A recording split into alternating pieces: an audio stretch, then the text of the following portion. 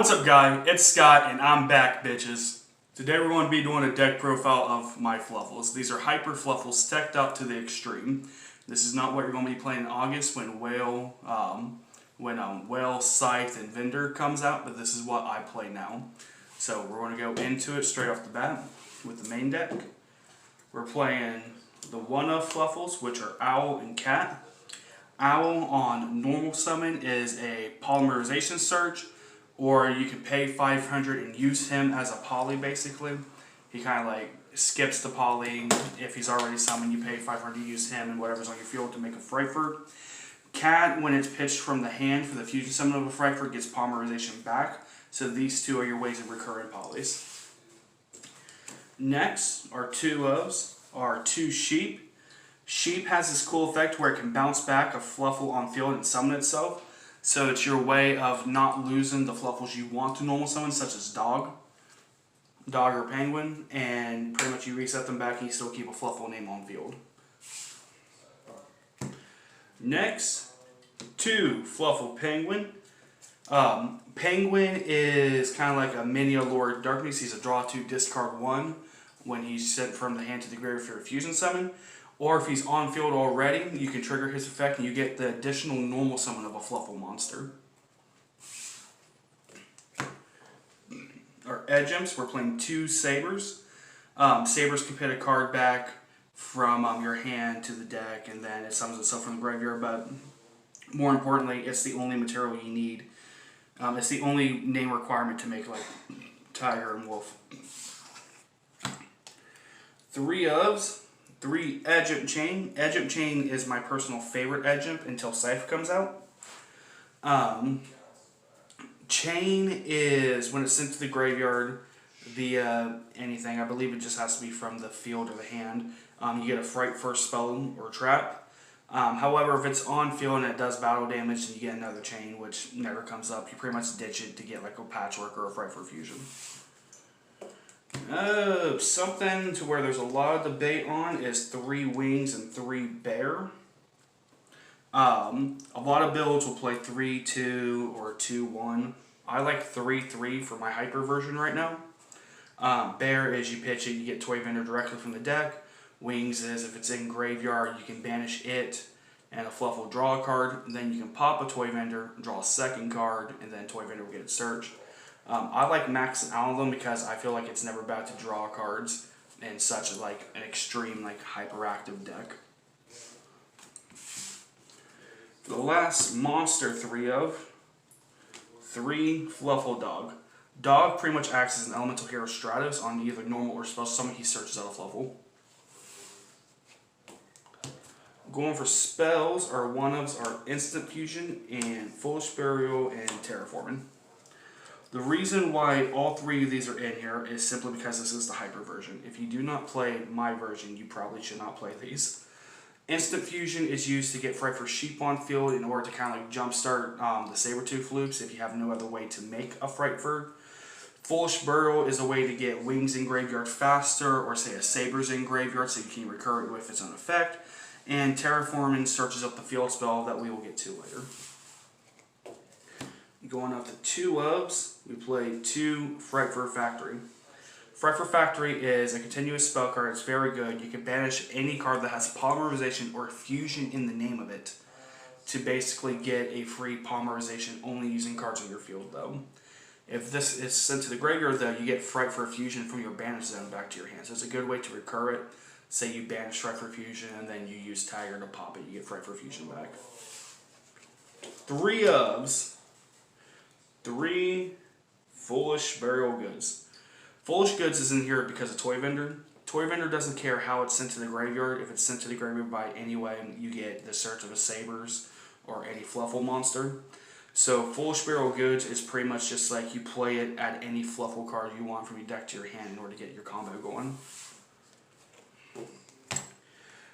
Now, the reason why I call this the teched out version is because this is something you will not see in any other Fluffal deck.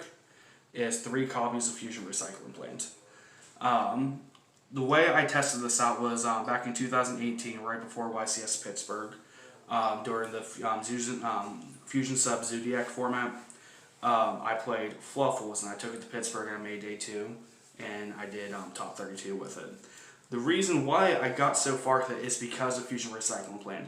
The ability to basically have either this or terraforming kind of act like more copies of polymerization in order to fulfill your Frightfur fusions, it's insane. That, and on end phase you can basically get like a Scarm Search from your graveyard to get a Fluffle back that you used to fusion some with. It's really good. Speaking of polymerization, it wouldn't be a Fluffle deck if you didn't play 3 of it. Polymerization, that's how you make all your Fluffles. How you make all your Frightfurs. Most of the deck searches out from the hand, deck, or graveyard. You can recur this thing probably about 12 fucking times. It's a great card. Next, 3 copies of Frightfur Patchwork. Frightfur Patchwork is the best card to ever be printed for the deck.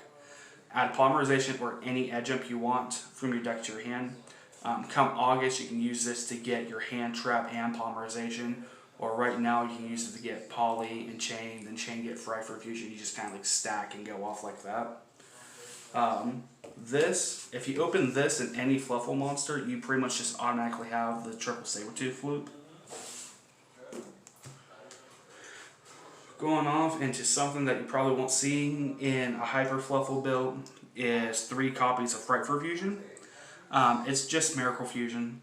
I like it at 3 for my hyperactive build because I'm always fusion summoning. My graveyard gets loaded really quick, so it's never dead. I just drop it, and I usually win by making like a wolf with like 12 materials, or like a tiger, or just one of the ones that take, you know, multiple materials to do multiple effects.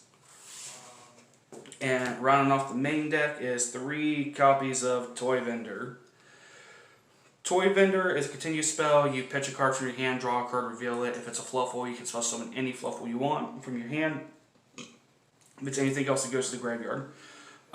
This basically just kind of like cycles through your hand. If you get a Fluffle, it's great because you can say Special Dog.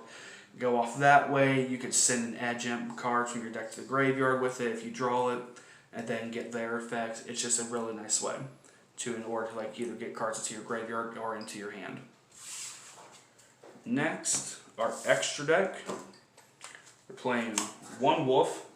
Wolf is one of the oldest Frightfur monsters. It used to be the best card in the deck as like an OTK maker. This little Hellspawn right here gets 1 additional attack for every fusion material used to make it. At 2,000 attack, and plus with the attack and the manipulation of this deck, you can get him to ridiculous amounts of like 12, 8, 6 attacks per battle phase. 2 Dangerous Frightfur Nightmare. She's the newest one. She can send any Frightfur card from your extra deck or deck to the graveyard to protect herself from targeted effects. She's the biggest when it comes to defense, being at 3k, and she has the highest ceiling when it comes to your attack manipulation, because she'll gain 200 attack for every banished or in your graveyard Fiend or Fairy, which the entire deck is Fiend and Fairy. She's usually a good like turn 1 play if like you can't, like if you're forced to go first or you can't like Sabertooth loop. That's what she's there for. 2 copies of Frightfur Sheep. Sheep is the instant fusion target, and you instant fusion it and you're able to Frightfur loop. It's also a really annoying monster to get rid of because if you destroy it if your opponent destroys it by battle, it just recurs itself into the fence and it's bigger than before. This is also another decent turn 1 in combination with Mary, but primarily it's an instant fusion target. 3 ups. Well, sorry, 2 ups still. 2 Kraken. Kraken, I don't see the need for 3. You can really get by playing 1. I like 2 though, because of like the existence of call buying and like banishment from the graveyard. Kraken can target send a card from the field to the graveyard. Non-destruction sends 2 attacks per battle phase, and then it does that cool Dante thing where it goes to the fence. The reason why Kraken is so good is because the send is not it's not like a hard once per turn. It's a softie. So you can send a card, use it to make Sabertooth, revive it with Sabertooth, send another card, use that same Kraken to make your second Sabertooth, revive it in. you kind of get the point. You can pretty much send like 4 cards on your opponent's field to the graveyard without entering your battle phase using Kraken. 3 ofs. 3 Frightfur Tiger. I personally believe that this can be played at 2-1. The reason why I have it at 3 is because there's really no way to recur Tiger besides using Sabertooth, and you don't want to use Sabertooth to recur Tiger if you have Kraken already available. So when it comes down to me needing to make more Tigers, I'd rather just hard make it than using Sabertooth to revive it. Because at least then, you know, you get Tiger's effect to pop multiple cards on field, equal to the amount of fusion materials used to make it. Last 3 of is 3 Frightfur Sabertooth. Sabertooth is a godsend. If you use 3 materials to make this big boy right here, your opponent cannot target it or destroy it by card effects or by battles, so they have to spin it. Along with that, every Frightfur gains 400 attack times the amount of copies of Sabertooth you have on field. So with the triple loop, that's 4, 8, 12, plus say you get Tiger out, that's 4, 8, 12. Tiger is 300 times that amount of fusions. So 4, 8, 12, 3, 6, 9, 12. Just having these on field is an extra 2,400 attack. Sabertooth takes a Frightfur to make it. It can cycle them from the graveyard back to the field. So Sabertooth is how you end up getting like 4 uses off of 1 Kraken. And Sabertooth's amazing. It's the card that pretty much makes the entire extra deck is Sabertooth. And then the last one I play is Dengarusu, because Sabertooth and Kraken. Dengarusu is just a good extra deck monster. I probably shouldn't have to go into it. Everyone should probably know what it does by now. You can use it to recur. You can use it to like pop things as big as shit, and it's just Dengarusu. There's not really much more you can say about it.